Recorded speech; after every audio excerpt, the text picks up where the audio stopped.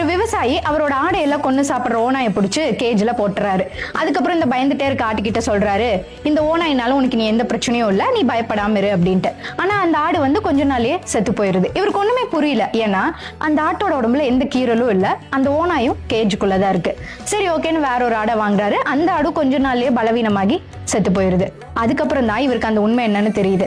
இந்த ஆடுங்க எல்லாமே ஓனாயினால சாகல, அதோட பயத்தினால செத்துருச்சு அப்படின்னு. இதுதான் சைக்காலஜில ஓவர் திங்கிங்னு சொல்லுவாங்க. ஒரு உண்மை என்ன தெரியுமா, நம்ம மனசு ஒரு ப்ராப்ளமை விட அந்த ப்ராப்ளமோட இமேஜினேஷனை தான் ரொம்ப பெருசா காமிக்கும். இல்லாத ஒரு ப்ராப்ளமை கிரியேட் பண்ணி அதுக்கு உங்களையே சொல்யூஷனை தேட வச்சு கடைசியில உங்களையே டெஸ்ட்ராயும் பண்ணிரும். ரிமெம்பர், உங்களோட பயம் உங்களோட ஃபியூச்சரை காப்பாத்தாது, அது உங்களோட பிரசன்ட்டை டெஸ்ட்ராய் பண்ணிரும். Not every thought deserves your attention. ஒரு விவசாயி அவரோட ஆடையெல்லாம் கொண்டு சாப்பிடுற ஓனாயை பிடிச்சு கேஜ்ல போட்டுறாரு.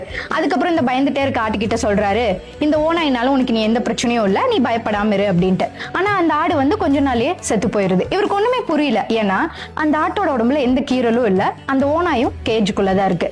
சரி ஓகேன்னு வேற ஒரு ஆடை வாங்குறாரு. அந்த ஆடு கொஞ்ச நாள்லயே பலவீனமாகி செத்து போயிருது.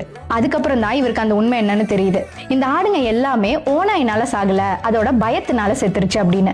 இதுதான் சைக்காலஜில ஓவர் திங்கிங்னு சொல்லுவாங்க. ஒரு உண்மை என்ன தெரியுமா, நம்ம மனசு ஒரு ப்ராப்ளமை விட அந்த ப்ராப்ளமோட இமேஜினேஷனை தான் ரொம்ப பெருசா காமிக்கும். இல்லாத ஒரு ப்ராப்ளமை கிரியேட் பண்ணி அதுக்கு உங்களையே சொல்யூஷனை தேட வச்சு கடைசியில உங்களையே டெஸ்ட்ராயும் பண்ணிரும். ரிமெம்பர், உங்களோட பயம் உங்களோட ஃபியூச்சரை காப்பாத்தாது, அது உங்களோட பிரசன்ட்டை டெஸ்ட்ராய் பண்ணிரும். Not every thought deserves your attention.